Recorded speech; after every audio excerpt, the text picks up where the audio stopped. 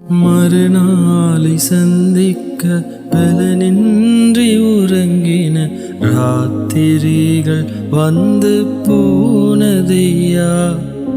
எதற்காக வாழ்கிறோம் என்றெண்ணி கலங்கி படுக்கையை கண்ணீரால் நனைத்தோமையா. ராக்காலத்தின் கேள்வியின் மேல் ராக்காலத்தின் கேள்வியின் மேல் சூரியனாய் உதித்தீரையா. நன்றி ஐயா, உமக்கு நன்றி ஐயா. நன்றி ஐயா, எங்கள் அரணேசையா. நன்றி ஐயா, உமக்கு நன்றி ஐயா. நன்றி ஐயா, எங்கள்